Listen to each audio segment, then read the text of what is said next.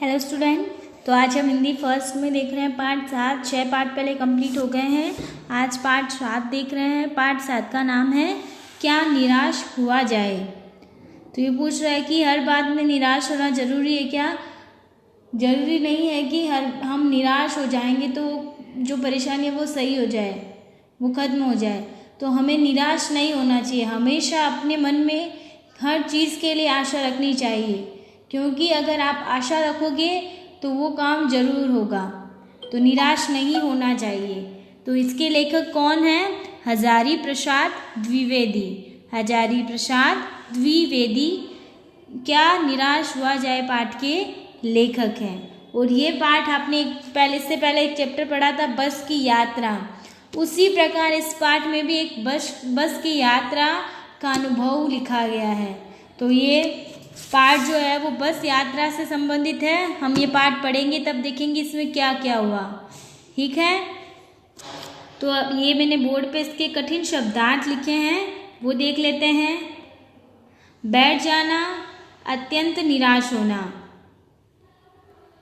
दोष अवगुण, अतीत, भूतकाल या इतिहास, गहवर, गड्ढा या पतन, जीविका, कमाई का साधन, निरीह, कमजोर, श्रमजीवी, परिश्रम करने वाला, फरेब, धोखा, भीरू, डरपोक, चरम और परम, सबसे उत्तम।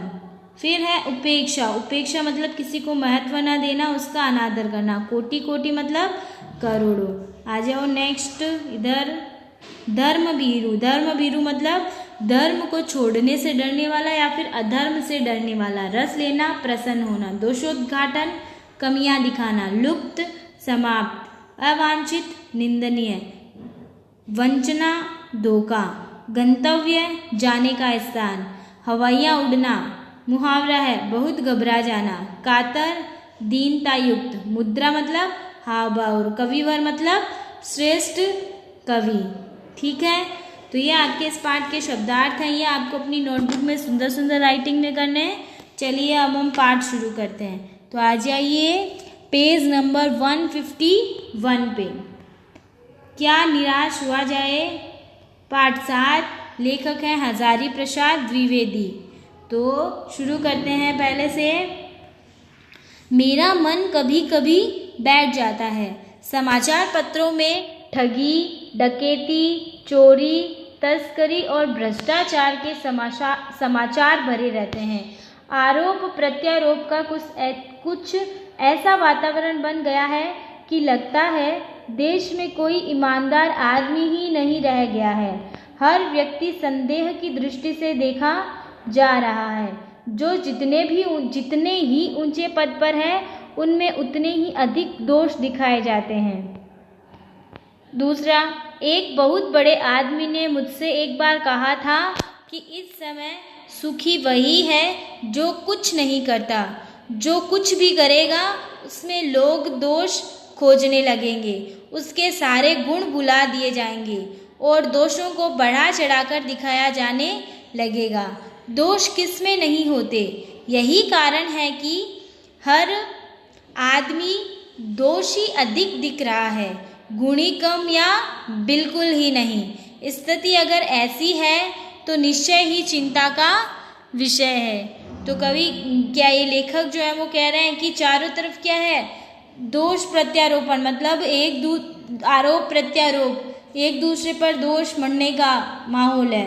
अगर कुछ भी गलती होती है तो हमेशा दूसरों पर दोष लगा दिए जाते हैं। किसी भी आदमी के अच्छे गुणों को नहीं देखा जाता, उससे जो गलतियां हो जाती है तो उनको बहुत ही बढ़ा चढ़ाकर बताया जाता है और देखा भी जाता है। ऐसा नहीं है कि उसमें बहुत सारे गुण हैं, उनको लोग नज़रअंदाज करके उससे अगर गलती से भी कुछ गलती हो जाती है तो उसको वो बढ़ा चढ़ाकर बताते हैं। नेक्स्ट पेज पे आ जाओ। क्या यही भारतवर्ष है जिसका सपना तिलक और गांधी ने देखा था? रविंद्रनाथ ठाकुर और मदन मोहन मालवीय का महान संस्कृति सभ्य भारतवर्ष किस अतीत के गहर में डूब गया? आर्य और द्रविड़, हिंदू और मुसलमान, यूरोपीय और भारतीय आदर्शों की मिलन भूमि, मानव महासमुद्र क्या सूख ही गया? मेरा मन कहता है कि ऐसा हो नहीं सकता।